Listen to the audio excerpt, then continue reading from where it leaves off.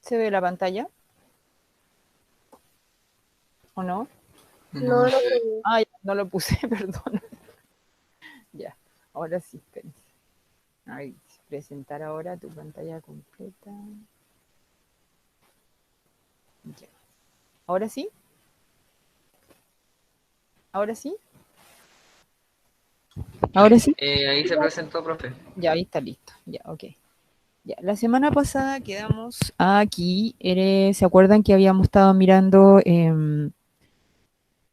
la comparación de las plantas C3, C4 y CAM de la fotosíntesis y que habíamos hablado que las plantas C3 eran aquellas que, las más comunes, que eh, hacían su fotosíntesis en la etapa clara y la etapa oscura dentro del cloroplasto, ya sea en la matriz del cloroplasto o en los tilacoides.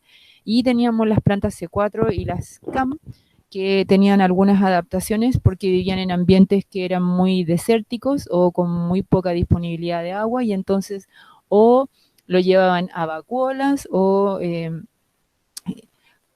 transformaban otros componentes con la enzima PEP y cerraban los estomas, y luego cuando tenían la disponibilidad de dióxido de carbono, ellos hacían su fotosíntesis. Entonces ahí habíamos visto las diferencias entre las plantas C4 y CAM. Eso era lo que habíamos visto la semana anterior. Habíamos comenzado con la fotosíntesis porque, en buenas cuentas, lo que estamos tratando de iniciar en la clase era ver cómo la energía del planeta Tierra pasa de un ecosistema a otro, y en las tramas tróficas, ¿cierto? Las tramas de alimentación, cómo la energía y la materia fluye. Y el primer organismo que nos ayuda a traspasar la energía eran las plantas fotosintetizadoras, ¿cierto? La energía del sol, permiso, se transformaba en energía química cuando se fijaba la glucosa se fijaba, perdón, el CO2 en la glucosa, y la glucosa después la ingerían diferentes tipos de seres vivos de nuestros ecosistemas, y ahí la energía se iba traspasando de un nivel trófico a otro. Ya tenemos ahora lo que nos quedó pendiente, que eran algunos factores ambientales, ya sea internos o externos, que incidían en si la fotosíntesis era óptima o no tan óptima, es decir, cuánta cantidad de glucosa producíamos o no, va a depender de diferentes factores. Por ejemplo, en el cuadro de aquí arriba nos habla de que hay diferentes tipos de plantas que trabajan mejor en la sombra, otras trabajan mejor en la luz.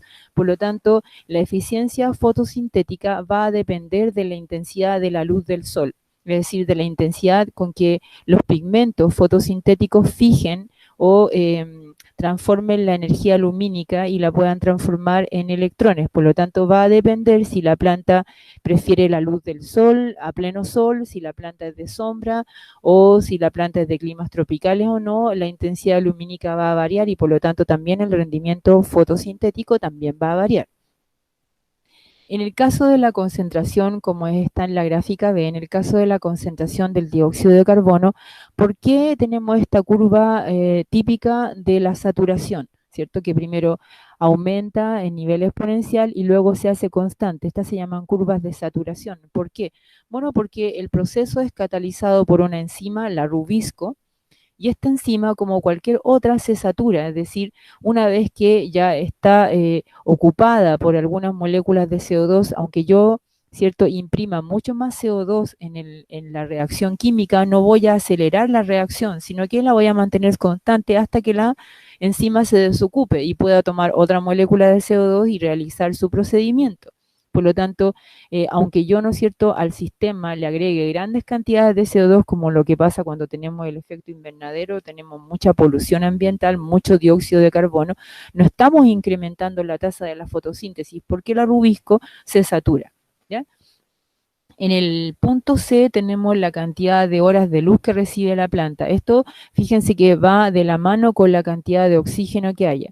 Si la planta está expuesta a mucha luz, pero hay mucho oxígeno, es decir, ha cerrado sus estomas y el oxígeno que la planta produce queda inmerso dentro de la planta, la eficiencia fotosintética va a ser mucho menor por el proceso de la fotorrespiración que explicamos la semana pasada. ¿Se acuerdan?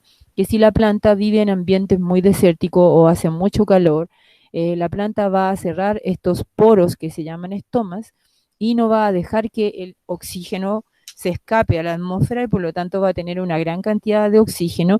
Y la rubisco, que es la enzima que transforma el CO2 y ayuda a transformar el CO2 en azúcares, se va a, en vez de unir con el CO2, se va a unir con el oxígeno. Por lo tanto, la eficiencia fotosintética va a disminuir cuando hay mucho oxígeno dentro de la planta. Si hay poco, fíjense, y hay una gran disponibilidad de luz, la eficiencia o el rendimiento de la fotosíntesis, que equivale a cuánta glucosa produzco, va a ser mayor. Otro de los factores que afectan la fotosíntesis sería la temperatura. Y eso también va a depender del tipo de planta que se trata. Por ejemplo, acá ustedes le están dando 3 ejemplos de plantas que viven en ambientes fríos, los líquenes árticos y alpinos, las plantas C3 como el arroz y la mayoría de las plantas que consumimos diariamente, y las plantas tropicales que son las gramíneas C4, ¿cierto? Y aquí ustedes ven, por ejemplo, que acá tenemos una temperatura como máxima de 10 grados y a esa temperatura funcionan mejor los líquenes árticos y alpinos. Acá tenemos en rojo las plantas C3, cuya temperatura óptima sería cercana a los 30 grados, y las plantas tropicales, cuya temperatura óptima sería cercano a los 43, 45 grados. Ya, por lo tanto, que nos muestran estos gráficos que hay diversos factores que pueden afectar la tasa fotosintética, la cantidad de glucosa que produce la planta relativamente en la fotosíntesis. ¿Ya? Bueno, en esta diapositiva les voy a hacer como un flashazo, es decir, una pincelada de lo que es el otro procedimiento que tenemos los seres heterótrofos para transformar en buenas cuentas la energía química que hemos recibido de la planta, ¿cierto? En una energía aprovechable para nosotros, que es la formación del adenosin trifosfato, que sería la forma en que los seres heterótrofos nosotros guardamos la energía para tenerla disponible para realizar trabajo intelectual, trabajo de reparación de células, de crecimiento, de reproducción, de todo. Es decir, todo lo que hacemos nosotros, nuestro combustible principal es el ATP o el adenosin trifosfato. Les voy a explicar así bien generalmente porque no es materia del curso de biología general que aprendan estos procedimientos. Este procedimiento más en forma exhaustiva es materia del curso de biología electiva. ¿Ya? Ok. En primer lugar, entonces, la glucosa, ¿cierto? Viene desde la fotosíntesis, ¿se acuerdan? La fotosíntesis, las plantas a través del ciclo de Calvin, ¿cierto? Como un producto tienen los almidones y nosotros vamos a recibir estos almidones a través de la alimentación como pan, como queque, como fideo, como arroz, etcétera. Y el sistema digestivo lo va a transformar a la unidad mínima que puede digerir él, que sería la glucosa, ¿ya? Por lo tanto, la glucosa, una vez que hayamos digerido este pan, este arroz o lo que sea, va a entrar al torrente sanguíneo, se va a dirigir al hígado y el hígado lo va a distribuir dependiendo de las necesidades corporales que tenga la persona, si está en ayuna o si no, etc. Bueno, la glucosa, ¿cierto? Por ciertos transportadores entra a través de la membrana plasmática de la célula, por ejemplo, hepática o lo que sea, ¿cierto? Entra y por varios procedimientos que ocurren en el citoplasma de la célula que se llaman glucólisis, si entienden la palabra lisis, que significa ruptura, la molécula de glucosa va a ir perdiendo cada vez más electrones, protones, es decir, se va a ir oxidando. ¿Ya? Se va a ir oxidando sin la presencia del oxígeno, es decir, todas estas reacciones que se llaman glucólisis son anaeróbicas, no necesitan derechamente de la presencia del oxígeno. ¿Ya? Entonces, ¿hasta cuándo se va a oxidar la glucosa? Hasta que tengamos 2 moléculas de piruvato. El piruvato es una molécula que tiene 3 carbonos, por lo tanto, habrán de entender, ¿cierto?, que vamos a tener 2 moléculas de piruvato, es decir, por eso que aquí dice 2 piruvatos, porque por cada glucosa se producen 2 moléculas de 3 carbonos. Piensen que rompemos la molécula de glucosa que tiene 6 carbonos, por eso se llama C6H12O6, y nos vamos a quedar con 2 moléculas de 3. ¿Ya? En este momento que estamos en el citoplasma, y acá si ustedes ven este mono grande, es una mitocondria, tenemos que entender que el piruvato puede tener dos vías o dos caminos. O si el cuerpo o la célula no tiene disponibilidad inmediata de oxígeno, se va a ir a otra vía que se llama la vía fermentación. Puede ser de dos tipos. Si es una levadura, va a ir a fermentación láctica, perdón, alcohólica, y si es un humano o un animal, va a ir a una fermentación que se llama láctica, por lo tanto va a producir otra molécula que se llama ácido láctico. ¿Ya? Eso es solamente como para que lo tengan de dato. ¿Ya? En el procedimiento de la glucólisis, nosotros también, aparte de producir esta molécula que la vamos a usar acá dentro de la mitocondria, en el ciclo de Krebs, ¿cierto? Vamos a producir también energía. Vamos a producir dos moléculas de ATP y vamos a guardar, ¿cierto? Todos los electrones que le hemos quitado a la glucosa y todos los protones que le hemos quitado a la glucosa en forma de hidrógeno, los vamos a guardar en una molécula que se llaman coenzimas. Y en este caso la vamos a guardar en una molécula que se llama NAD, ¿cierto? Su forma oxidada. Y esta es la forma reducida. Reducida es porque le hemos agregado electrones y protones. Se llama NADH.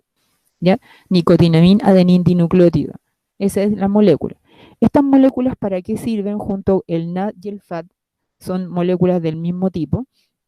Estas moléculas sirven en los procedimientos metabólicos para guardar electrones y protones y luego entregarlos a otra molécula. En buenas cuentas, ¿cierto? Son como una pila que se puede cargar y se puede descargar y que lo que transportan energía. ¿Ya? Energía en forma de electrones o en forma de protones, que van a movilizar moléculas y van a poder, dentro de los ciclos o dentro de algunos otros procesos, van a hacer que una molécula se reduzca o se oxide. ¿Ya? Bueno, estamos fuera de la mitocondria, entonces tenemos los piruvatos, necesitamos que este piruvato ingrese a la mitocondria. ¿Para qué, dirán ustedes? Bueno, para que sigamos quitándole a la glucosa la energía que tiene. Esta es una molécula altamente energética, nos puede entregar muchas moléculas de ATP que nosotros podemos utilizarlo como nuestra benzina, pero necesitamos llevarla al interior de la mitocondria para sacarle el máximo de energía posible. ¿Ya? En este momento la tenemos en el citoplasma y tenemos que hacerla entrar a través de las membranas de la mitocondria, que son dos, ¿cierto? Y tenemos que hacerla entrar a la parte interna de la mitocondria que se llama matriz mitocondrial. ¿Ya? Bueno, la mitocondria la mitocondria. El piruvato va a perder una molécula de carbono y se va a convertir en una molécula que se llama acetilo, y va a juntarse con otra coenzima que se llama la coenzima A. Entonces se va a formar un compuesto intermedio que se llama acetilcoenzima A, y también en este procedimiento de la entrada del piruvato a la mitocondria vamos a producir dos moléculas adicionales de NADH. Aparte de estas que están afuera, vamos a producir dos. ¿Ya? Muchas células, perdón, estos dos NADH los van a usar para generar al final, en la cuenta final, 38 moléculas de ATP, como las células cardíacas, las células musculares y las células hepáticas. Pero hay otras moléculas que no los van a poder usar esos dos NADH, por lo tanto, en la cuenta final, en vez de 38 ATP, van a ser solo 36. ¿Ya? Bien. El acetilcoenzima A entra al ciclo de Krebs. Aquí van a encontrarse, no se los voy a enseñar, pero ustedes lo pueden ver si tienen interés. Hay varias moléculas intermedias que se van a ir transformando, reduciendo, carboxilizando, transformándose, perdiendo electrones, ganando electrones en varias moléculas. ¿Ya?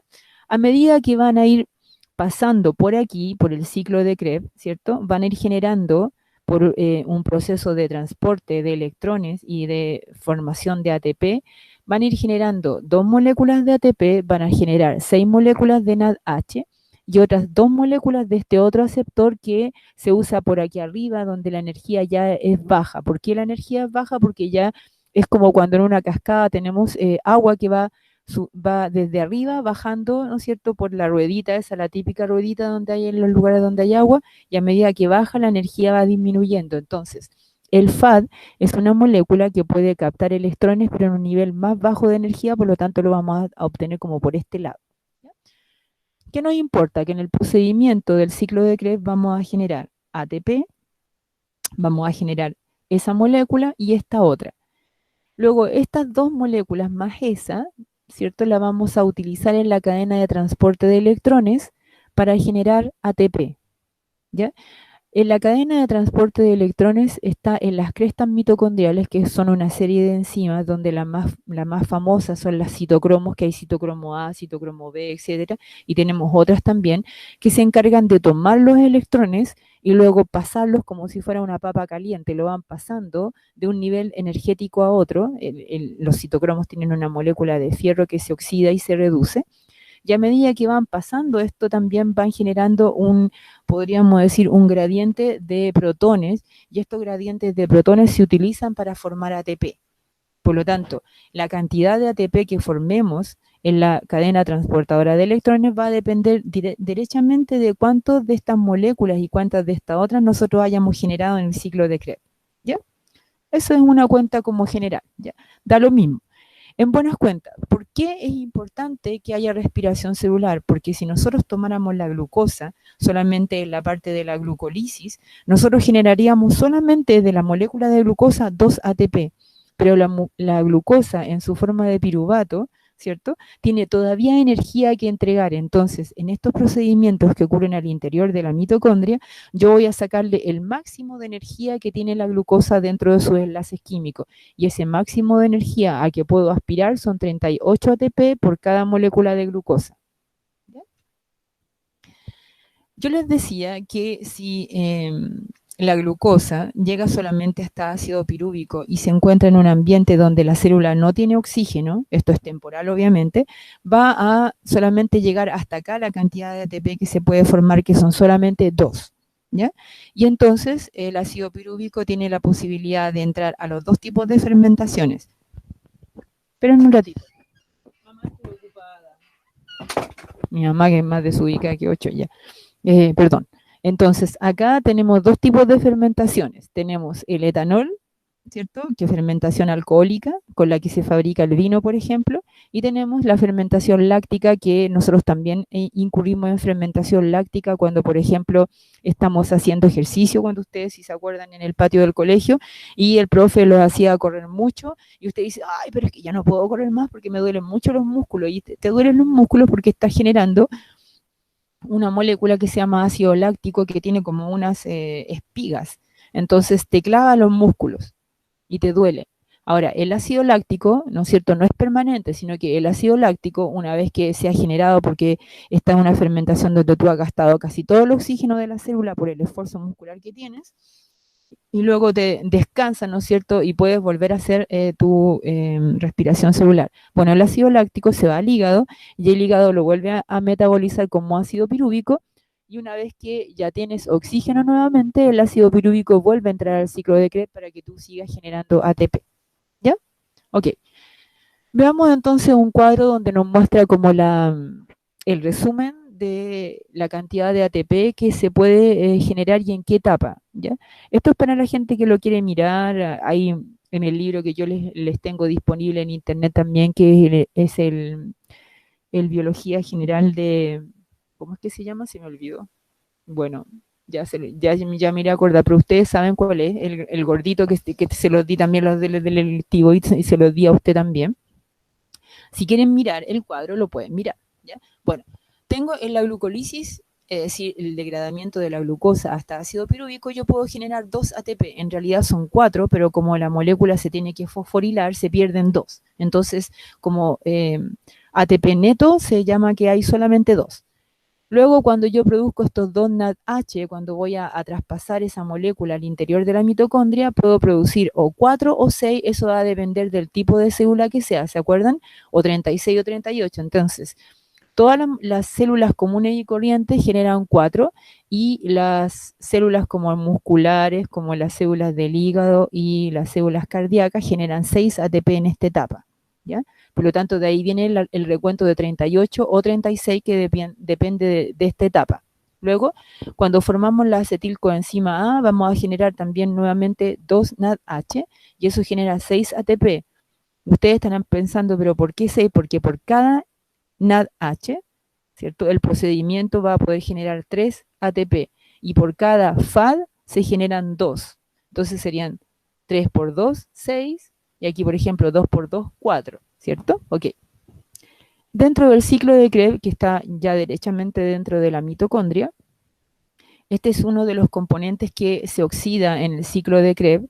Por ejemplo, cuando se oxide succinilcoenzima A a ácido sucínico, voy a generar dos moléculas de GTP, ese es de la guanina, ¿ya? Y se convierte nuevamente en 2 ATP. Esto se puede convertir, es decir, esta guanina puede transformarse en adenosina y después conformar este GTP en ATP. Aquí tenemos dos más. En la producción del ciclo de Krebs habíamos formado 3 NAD y 2 FAD, y esto me da 18 más 4, 22. Y si yo sumo todo esto, me da 38 en el caso de que sean 6 y 36 en el caso de que sean 4. Este es, en buenas cuentas, el rendimiento máximo que se puede obtener si es que el procedimiento está bien hecho y dispone de oxígeno en la degradación casi total de la glucosa.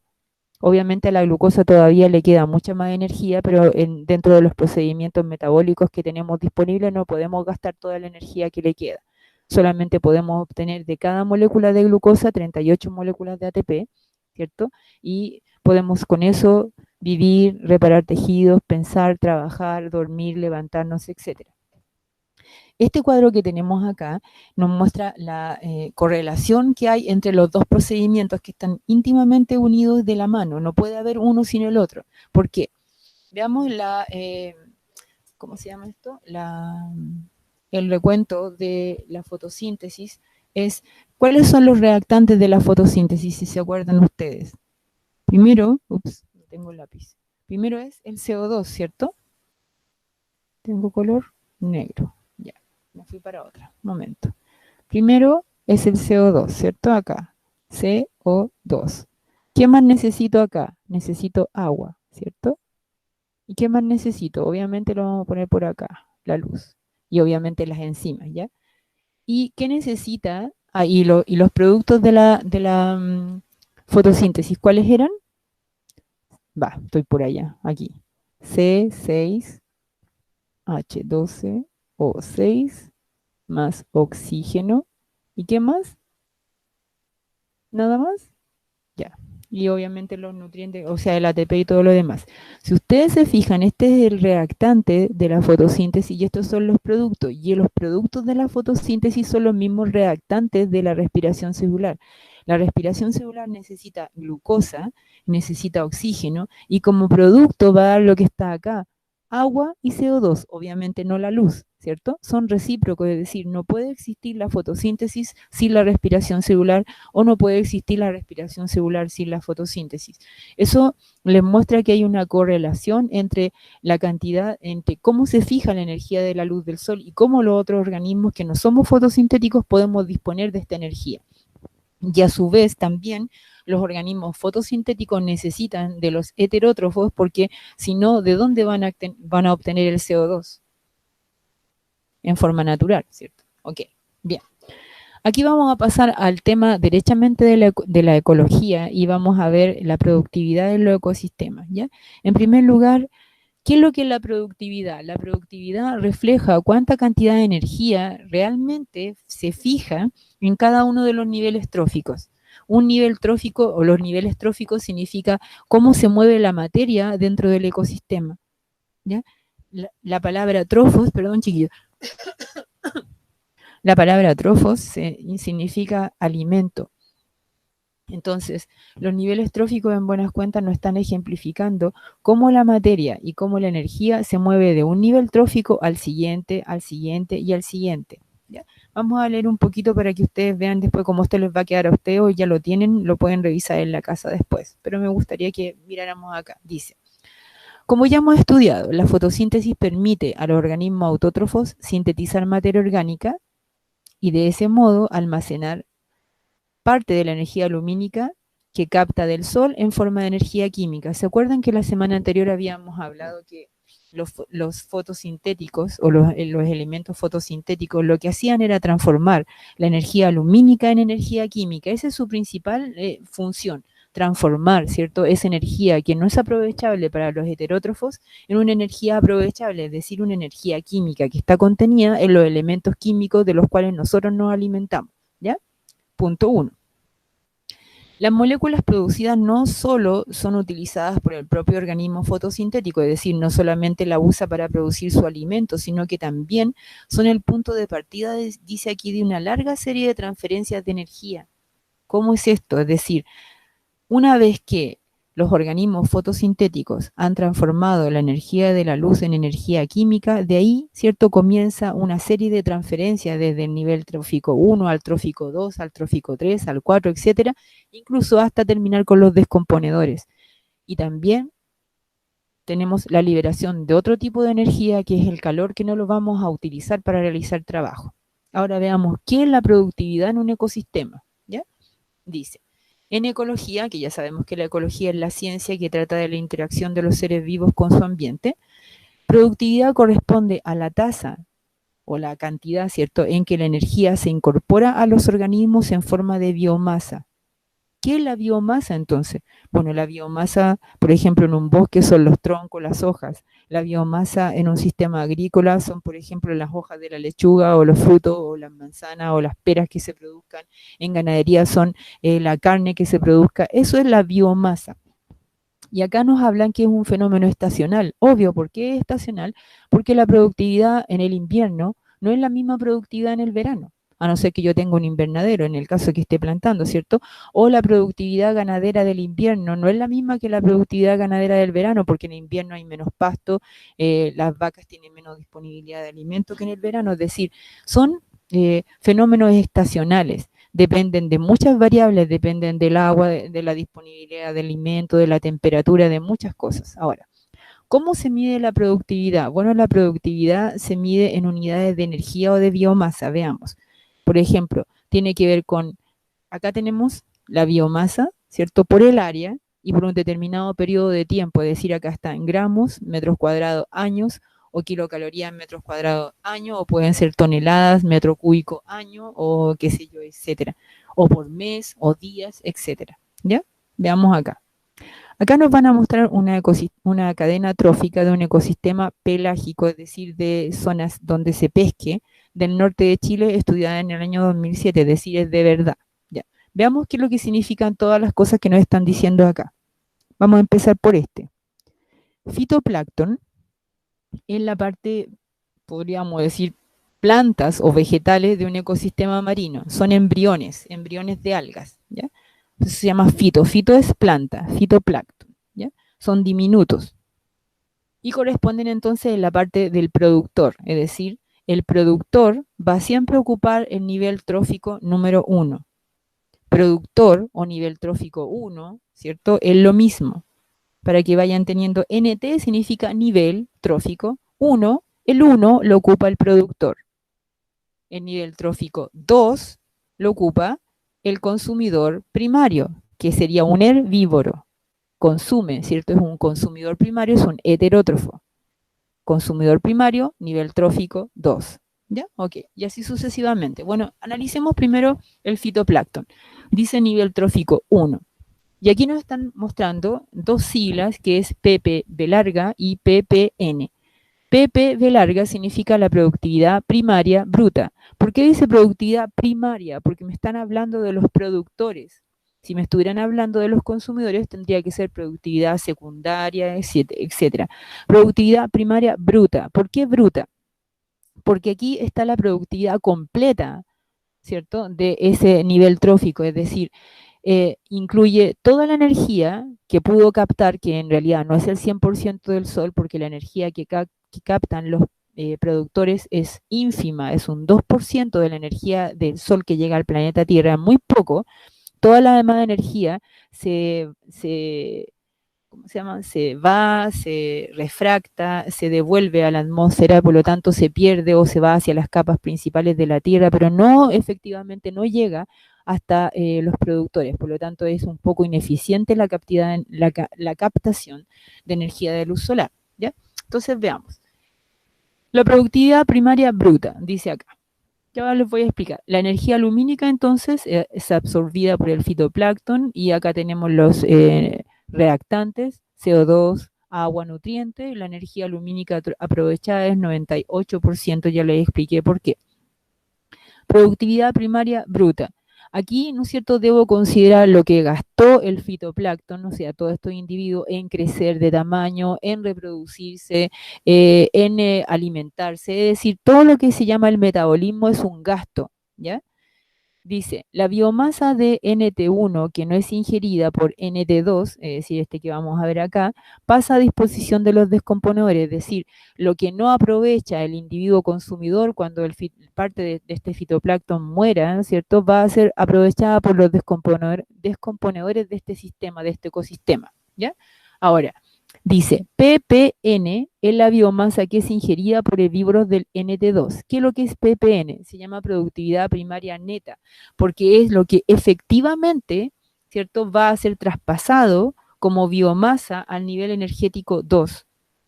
¿Y esto qué es? Es la productividad primaria bruta menos lo que se gastó en metabolismo, es decir, se le coloca como una fórmula ppb menos R, que sería, incluye todo el gasto de reparación de tejidos, de consumo, de reproducción, de alimentación, de crecimiento, de todo. A eso se le llama R o respiración, que en buenas cuentas se le resta a la productividad primaria bruta y luego te da como resultado la productividad primaria neta, que es lo que efectivamente va a traspasarse al siguiente nivel. Vayamos acá. Estamos en el siguiente nivel, ¿se fijan? Nivel NT1 y vamos al nivel NT2. En el nivel NT2, en este ecosistema marino de Chile, ¿cierto?, tenemos una sardina, ¿ya?, que sería en este caso un consumidor entonces primario. ¿Por qué? Porque consume fitoplancton.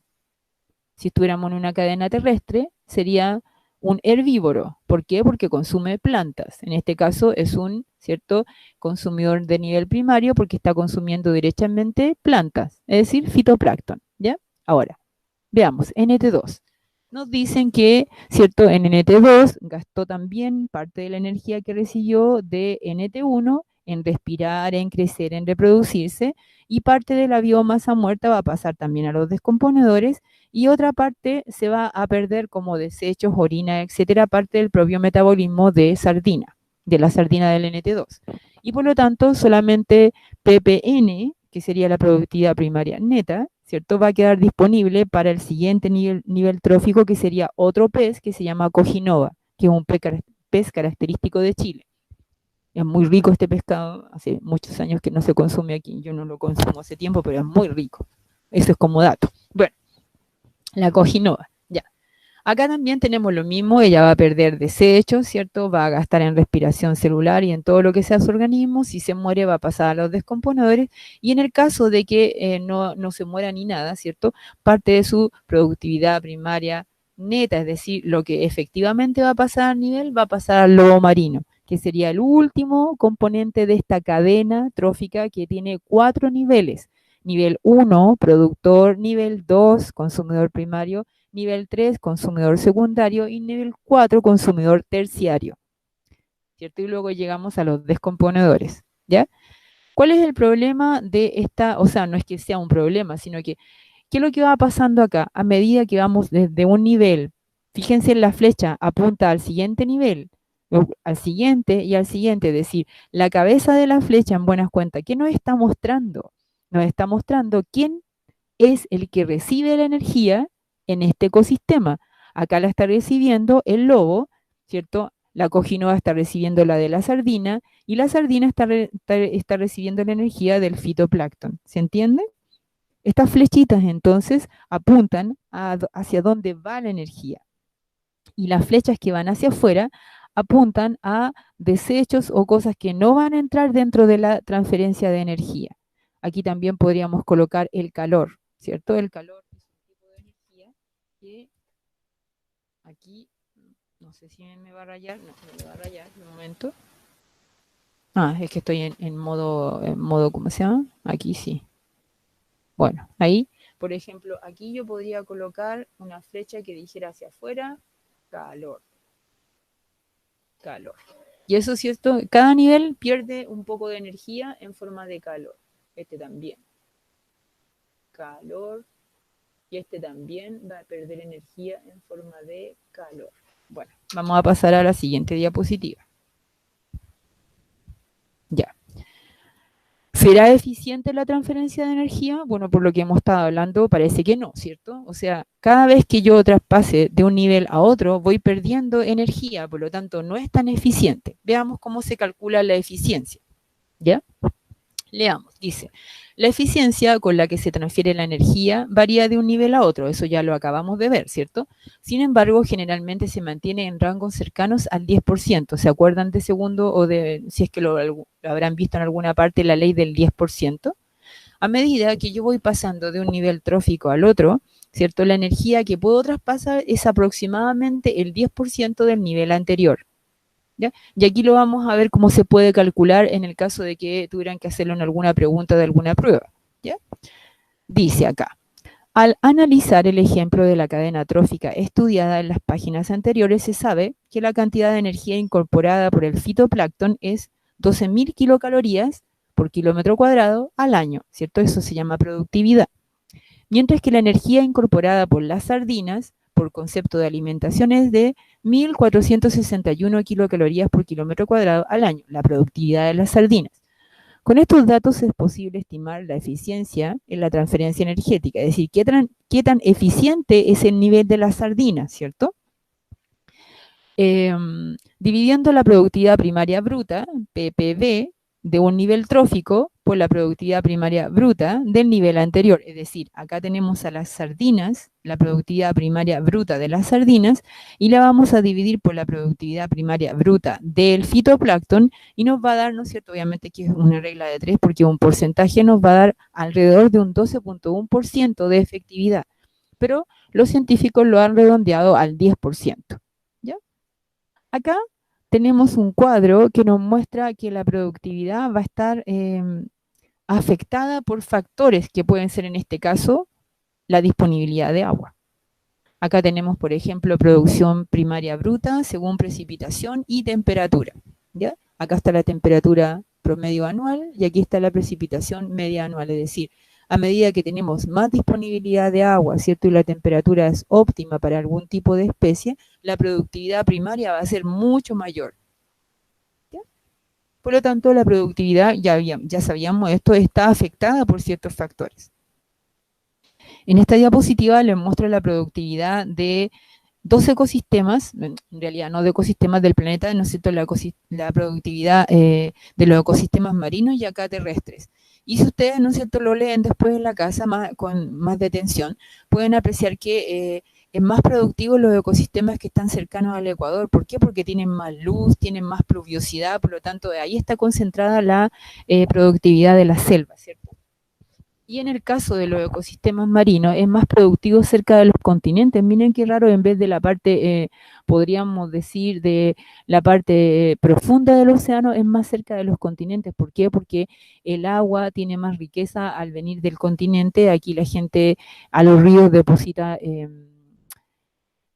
nutrientes, deposita fertilizantes, y esos van cayendo al agua y hace que los ecosistemas sean más ricos. También acá donde hay corrientes marinas, ¿cierto? Las corrientes marinas sacan los nutrientes desde los fondos marinos y los llevan hacia la superficie, por lo tanto las zonas más cercanas a las costas son las más productivas que las zonas de mar abierto.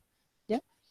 Aquí ustedes lo pueden ver, ¿cierto? Las plataformas continentales son, y los lechos de arrecifes también, bueno, los arrecifes también son bastante productivos, pero va a depender en buenas cuentas entonces de la cantidad de nutrientes y de las condiciones climáticas que tengamos en el planeta en la productividad. ¿Ya? Bueno, ahora vamos a pasar derechamente a analizar en ecología lo que es una cadena o lo que es una trama trófica. Si tienen alguna consulta me la pueden hacer, ya, si no yo sigo avanzando, porque la verdad es que me queda re poco tiempo y no voy a alcanzar a ver todo lo que quiero, parece. ¿Qué hora es? 1:20. Ya, bueno, veamos luego qué es lo que es una cadena. En una cadena yo tengo una representación, ¿cierto?, de un ecosistema, en este caso puede ser de, qué sé yo, de un estuario, cómo la energía se va pasando de un nivel trófico a otro y cuántos individuos forman parte de ese ecosistema y de esa cadena. En este caso, acá tengo una cadena trófica que incluye a los descomponedores, ¿cierto? Acá tenemos el productor, que sería el junco.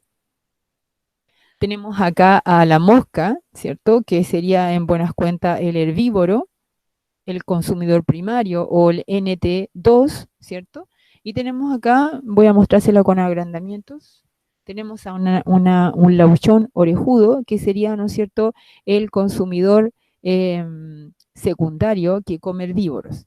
Y luego tenemos acá a un zorro culpeo y tenemos los descomponedores. Si ustedes se fijan acá, voy a hacerlo más chiquito, todas las flechas amarillas, ¿cierto?, están apuntando a los descomponedores, todas, porque todos los individuos de este ecosistema en buenas cuentas, cuando mueran, ¿cierto?, van a ser absorbidos por o degradados por estos descomponedores, ¿ya? Eso tienen que tenerlo bien en cuenta cuando analicen las preguntas de PSU, porque generalmente cuando una de las flechas no apunta a un lugar, quiere decir que no todos son descomponedores. Y acá tenemos lo siguiente, ¿qué información me dan? Me dan que este zorro solamente puede comer a la laucha. Esta laucha, por ejemplo, solamente come mosca y que esta mosca solamente se alimenta del junco. Eso es lo que me indica esta cadena trófica. Por lo tanto, esto no es una representación real de lo que ocurre en los ecosistemas, porque los seres vivos no solamente se alimentan de un individuo, sino que se alimentan de varios a la vez. De lo contrario, si este individuo desaparece, el zorro no tendría de quién alimentarse y moriría de hambre, ¿cierto? O si, por ejemplo, este individuo desaparece, la laucha tampoco se podría alimentar. O si este desaparece y queda solamente la laucha empezaría a reproducirse en forma indiscriminada y ocasionaría una plaga. Es decir, cada uno de los individuos del ecosistema es sumamente importante dentro de su estructura. Si uno falta o uno sobra o uno desaparece, pone en riesgo la cadena completa. Acá tenemos otro tipo de cadena trófica donde nos muestran cada nivel, ¿cierto? Aquí sería un nivel, 2 niveles, 3 niveles, 4 niveles, 5 niveles. Es decir, esta cadena trófica tiene ¿cuántos niveles tróficos? Tiene, perdón, estaba con el dedo de era que no.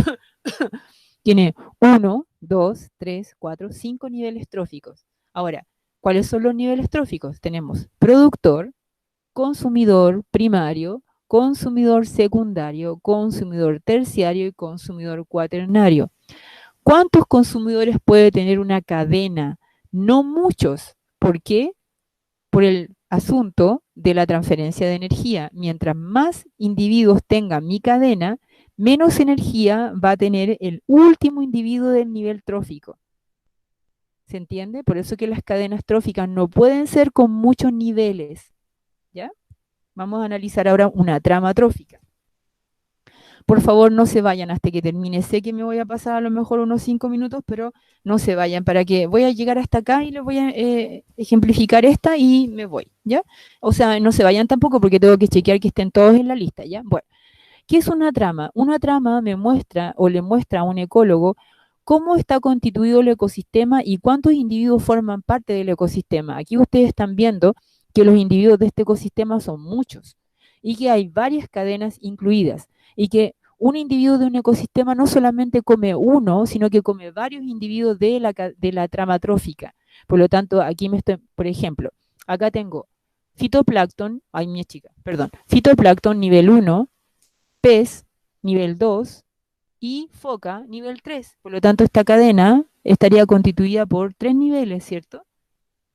Ahora, veamos acá. La orca, que sería en el nivel trófico más alto, ¿cierto? La que va a necesitar comer mucho más porque la energía que le llega desde los niveles tróficos es menor.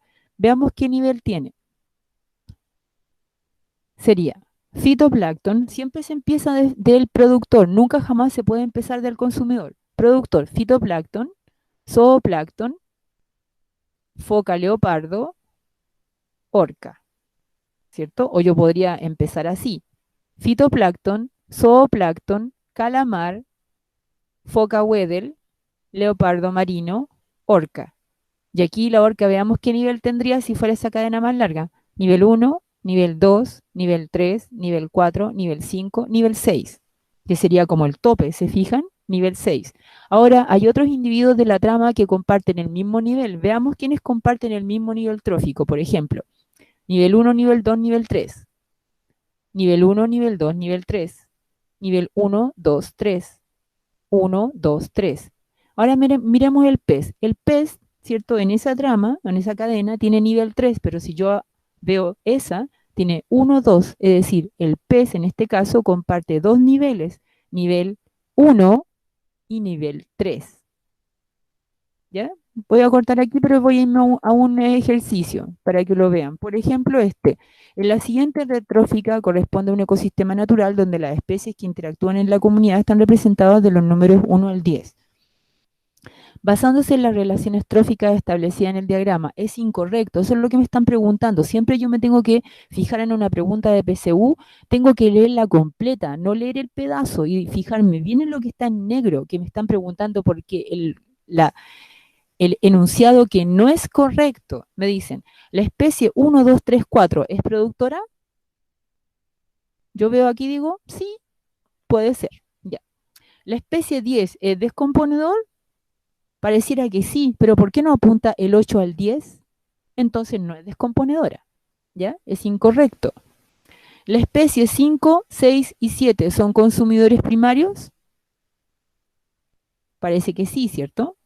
La especie 8 y 9 son consumidores secundarios. Este es, ¿cierto? Consumidor primario. Está aquí el 8 y el 9 es consumidor primario. Y dice si son consumidores secundarios.